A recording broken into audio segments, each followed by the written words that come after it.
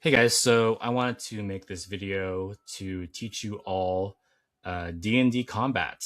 And I know a lot of you are new to the game, and even if you played like games like Baldur's Gate before, things will work like slightly differently.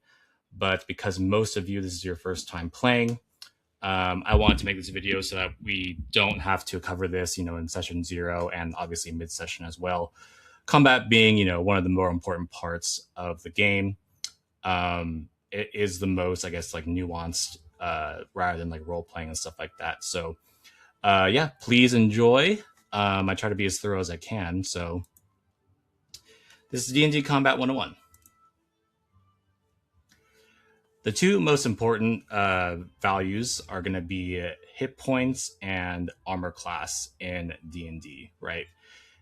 Each character, each NPC, every enemy, every living thing in the world is going to have these two values assigned to them.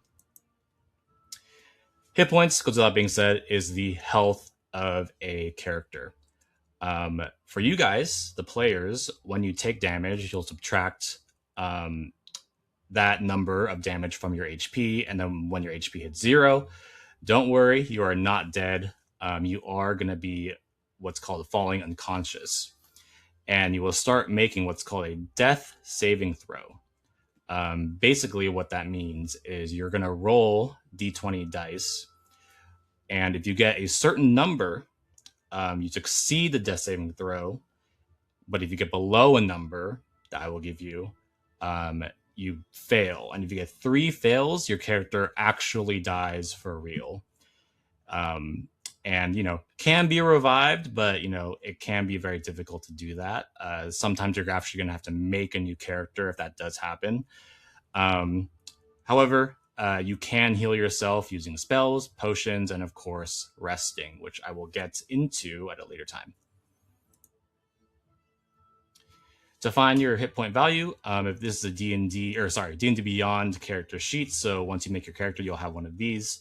And look at the top right, this will be your current hit points, your max hit points, and then if you want to add damage, you would just add the damage value here with your keyboard and hit damage.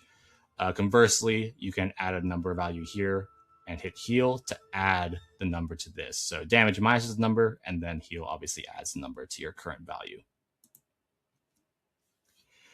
The second and equally most important number you're going to have to know is your armor class, or AC.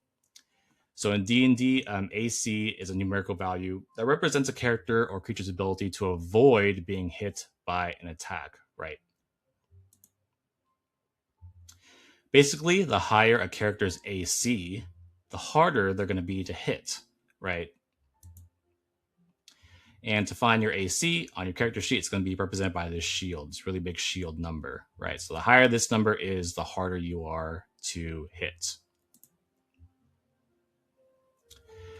So when you guys make an attack roll, you're going to roll a d20 and then add your attack bonus, which is usually your proficiency bonus and relevant modifier. Don't worry about these terms. Do not worry about these terms and knowing these terms like right away, because D&D Beyond's character sheet actually adds all these values for you. And on the click of a button, it will do all the math for you and basically just give me that number, right? General rule is if your result equals or beats a target's armor class, it gets hit.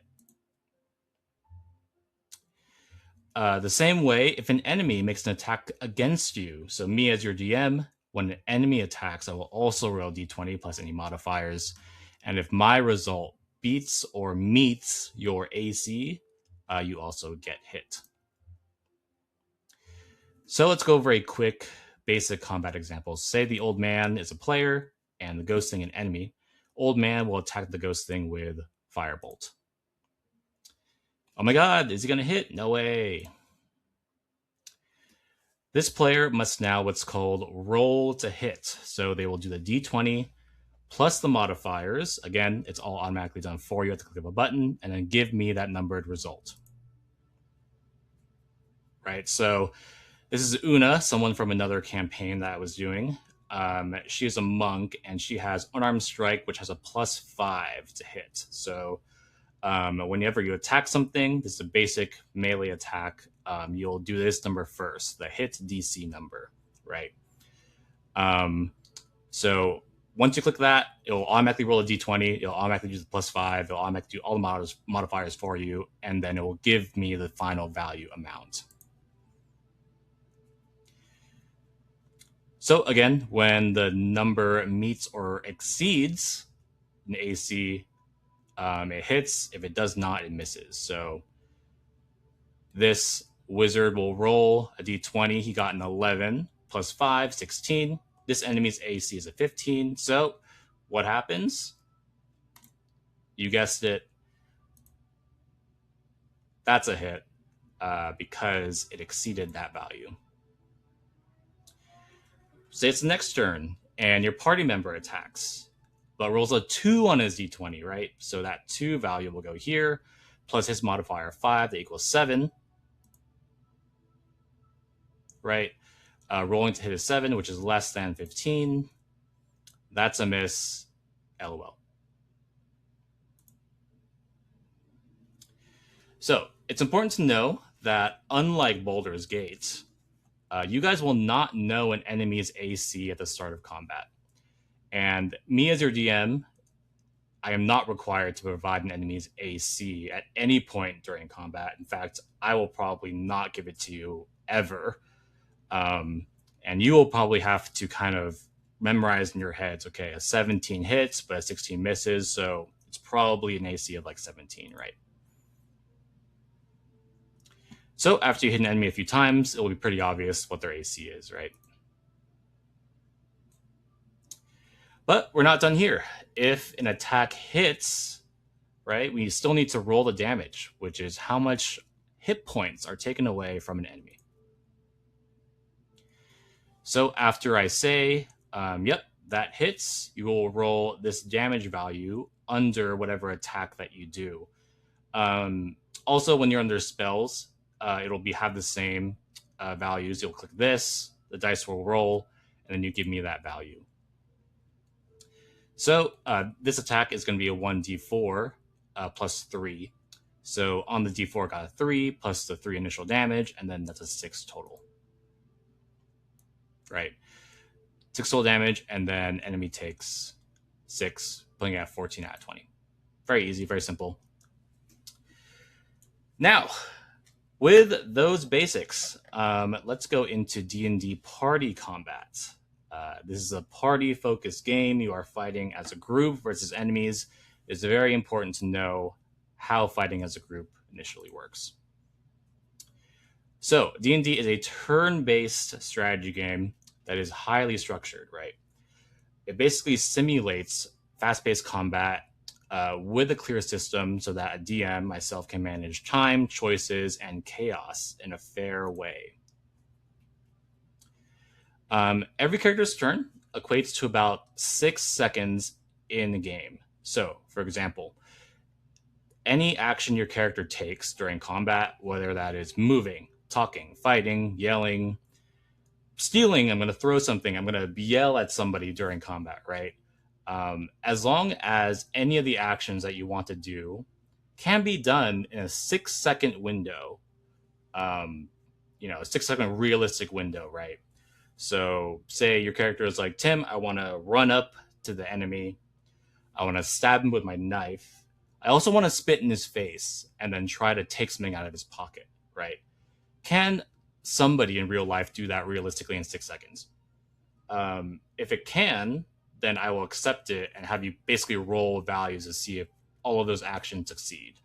And as long as it can be done in a 6-second window, usually, as long as it goes along the lines of the rules, for example, attacking twice isn't allowed right away, I will allow it and tell you what to roll. So at the start of combat, I'm going to ask, roll initiative. Whenever I say roll initiative, there is an enemy or enemies in the vicinity that will become hostile to you, and now we will take turns taking actions. This is a very combat-specific number because in role-playing, we're not exactly taking turns right? We're kind of just actively talking to each other. We're actively doing actions. But when initiative happens, combat has started, and now we have to take turns to do our actions. Again, combat starts when I say roll initiative, right? Your initiative number will be right here, right next to your armor class. You'll hit this number and then give me that value. And once everyone in the party plus the enemies, and I will roll for the enemies, have rolled initiative, that will give us our turn order. So for example, this dwarf warrior got really high, 23 total, 18, 17, 12, and then whoever gets the highest goes first. So here's a quick example of a map and the party fighting an enemy on this map, right? So he will go first, second, third, fourth, and then finally the boss fifth.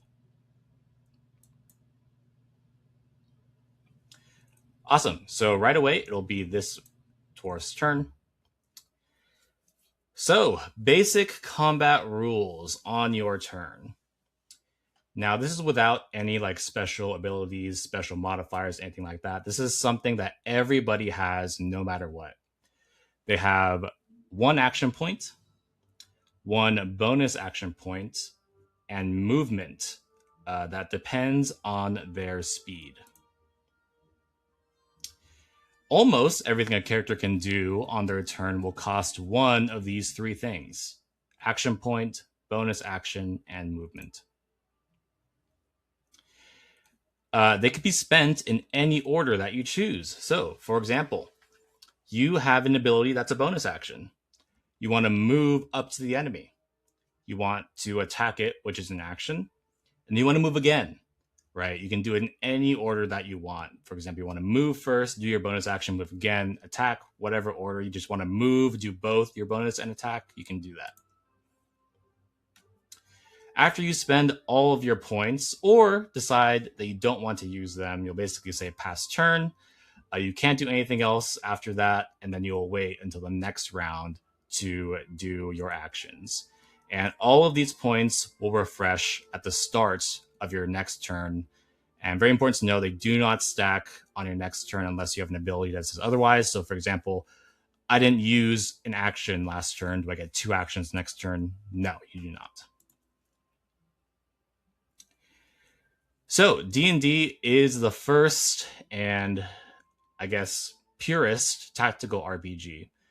Basically, you guys as the players, you're in a chess match with me, the DM, and all of your basically moving uniquely built pieces against me, the DM, especially on a board just like chess, right? And just like chess, proper positioning is extremely important in D&D combat. I'm out of range, says the big warrior dwarf. So, next important value I'm going to explain is movement or speed. Every character has what's called a walking speed, which is measured in feet.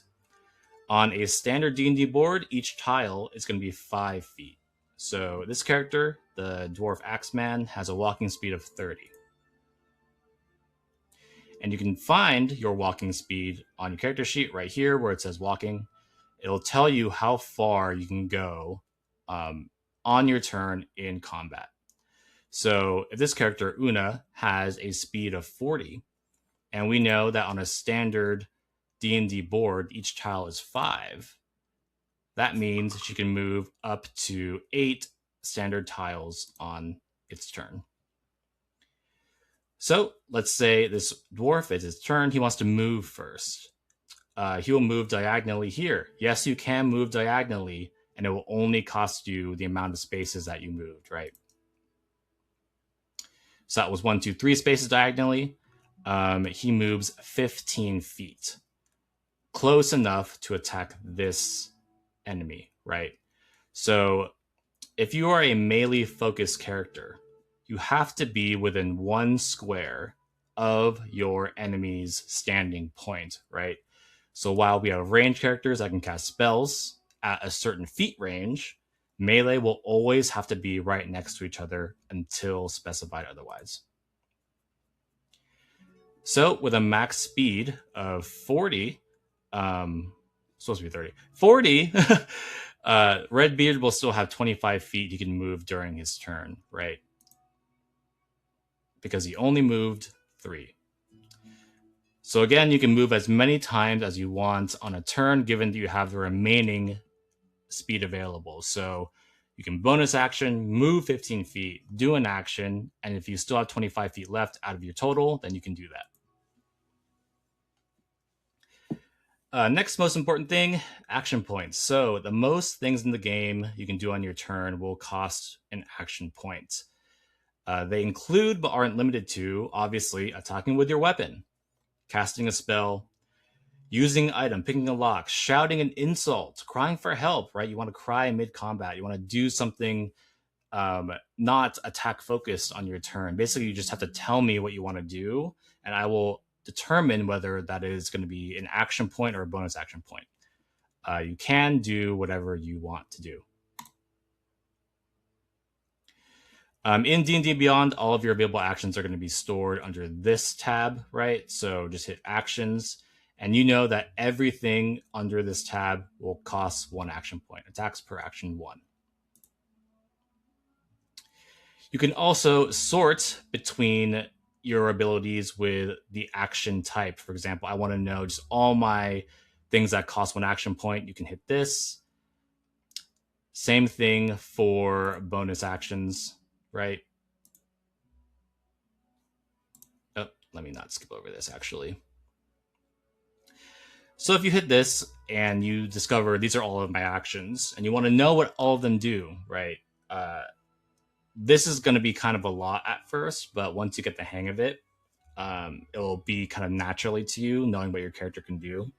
If you ever want to know what something can do in a full explanation, you can hit the white text bar that's in bold. And then on the right of your screen, it will come up with, a definition of what it does. For example, the action type, how much it costs, and a very good description as to what it can do. And sometimes, because I don't memorize everything, I will ask you to actually post this so we all can see what your ability does, and I will determine accordingly what happens in the game. Think of these as cards in, a deck if you're playing a game, right? Reading the card explains the card. You don't know what it does, just read this, and we will all know exactly how to act accordingly. Knowing when to use each of your abilities effectively and how to combo them with your teammates is the most important thing that leads to success in combat. Now, very important, do not ignore this section. Do not ignore the actions in combat section. It's very small and easy to ignore, and I'm telling you right now, don't ignore this. These are some of the most OP things you can do in the game. For example, dashing, disengaging, dodging, grappling, help, hide, blah, blah, blah. You click on one of those, it will give you an explanation of what it does in the right side. And every single character has exactly these. And depending on your character, you can have 2, but just know that this is here for you. And don't ignore them. Please read them, and you can always do them on your turn at the cost of an action point. If you're ever unsure about what you can do on your turn, simply describe your actions to me. I want to hit hard and spit in his mouth. And I'll let you know if the action 1 is possible, how many points it will cost, what dice to roll, and the end result, right? Another example, I want to take a potion out of my pack and throw it to the frog, right? I will tell you exactly what to do and how much it will cost. So again, you don't have to exactly know all the little details at first. The way we want to play the game is, again, tell me what you want to do. I'll tell you if it's possible and how to do it. Now, using 1 action point, Redbeard will attack with his axe in melee range, right? D20, as you guys know. Now, bonus actions. Some classes, spells, or abilities will grant or will be costing bonus actions on your turn. So, for example, rogues can do cunning action, which is they can attack and then immediately hide, dash, or disengage, which are under the actions and combat section that I provided here for you guys, right? Normally they cost an action, but rogues have a special cool thing that lets them use a bonus action instead, so they can attack and do one of those things at the same time, which is pretty cool.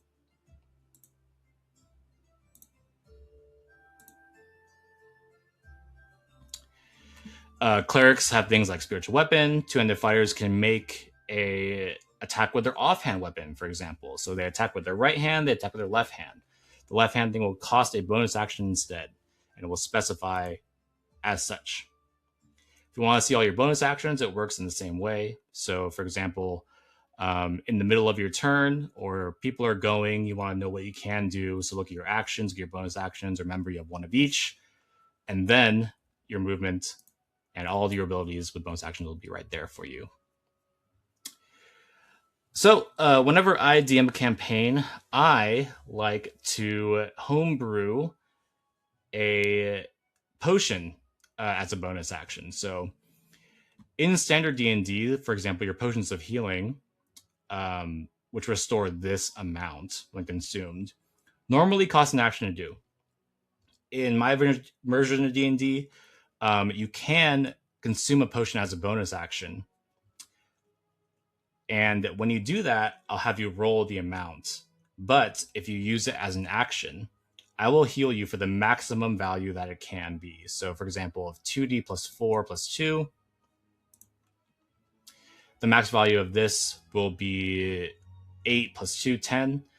I will give you the max value if you use an action. But if you use it as a bonus action, I'll have you roll. And this could be a 1d4 plus 2, giving you only 3 hit points, right, at the end. The reason why I like this rule is because if you are in combat, right, and you want to hastily drink a potion, that is technically a bonus action. You want to hastily do it. You might not get everything in your mouth. It's spilling all over you. You're not healing for the full value. But if you're taking your time, really focusing on drinking the entire thing, it requires an action point, and I'll give you the maximum value. And yes, you're welcome. You're welcome.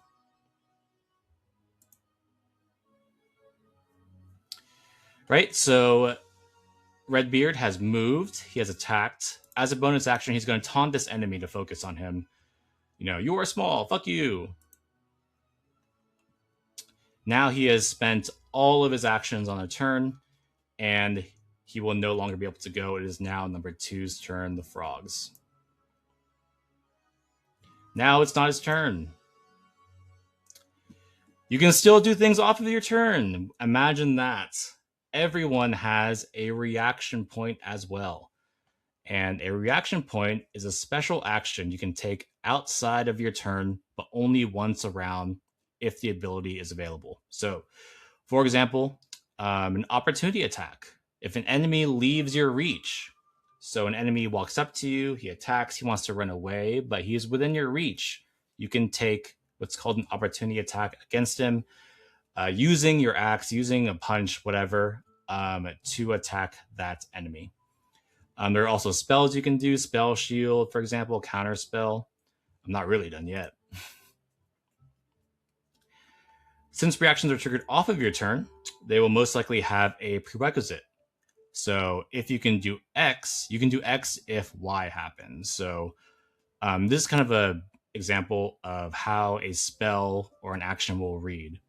If an enemy does X, you can do Y, right? You want to know all your reactions? Hit the reaction tab, and you will see everything you can do off your turn. Now, once everyone in the turn has gone, it starts over, and combat will repeat. As you can see, everybody moved, everybody attacked. Chaos ensues. And ending combat. So, combat will conclude when there are no more hostile enemies in a party's range, or when me, the DM, states that all the objectives have been done so that combat can end. So, for example, eliminating all opponents can be an objective. Convincing the enemies to stand down, escaping, or hiding combat successfully. the main objective that stops combat, right? Touch the magical cup and everybody's frozen. No more hostile enemies, right? Um, and yeah, that's it. That's D&D Combat. A special gift for you. Dun, dun, dun. There is no special gift. Sorry. This is for another campaign, but hopefully you enjoyed the video. I know it's a lot, but again, once you kind of get through your first couple of rounds, it'll be second nature to you. And then obviously talk to me, talk to your team about the best things to happen. And yeah, see you soon.